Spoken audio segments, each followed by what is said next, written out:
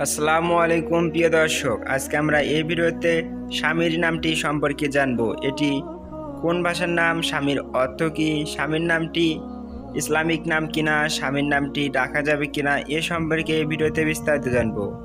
তো আপনাদের সবাইকে আমাদের চ্যানেলে স্বাগত। আমাদের চ্যানেল নতুন হলে অনুগ্রহ করে আমাদের চ্যানেলটিকে সাবস্ক্রাইব করে পাশে থেকে বেল আইকনটি অল করে রাখুন। আমরা এই ভিডিওতে প্রথমেই জানব স্বামীর নামটি কোন ভাষার নাম। বন্ধুরা, স্বামীর নামটি এটি একটি স্প্যানিশ ভাষার নাম। এটি স্প্যানিশ শব্দ থেকে উৎপত্তি লাভ করেছে।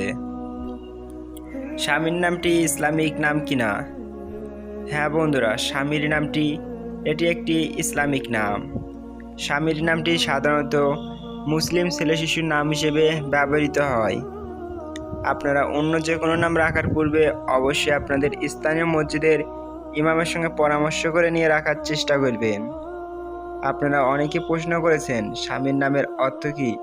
বন্ধুরা, স্বামীর নামের অর্থ হলো ভালো বন্ধু, রাতের কথোপকথনের সহযোগী ইত্যাদি অর্থে ব্যবহৃত হয়।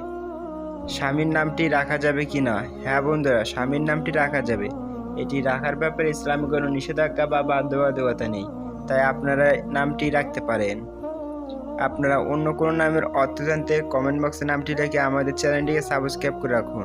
আমরা তার যথাসম্ভব উত্তর দেওয়ার চেষ্টা করব ইনশাল্লাহ। ভিডিওটি শেষ পর্যন্ত দেখার জন্য আপনাকে অসংখ্য ধন্যবাদ।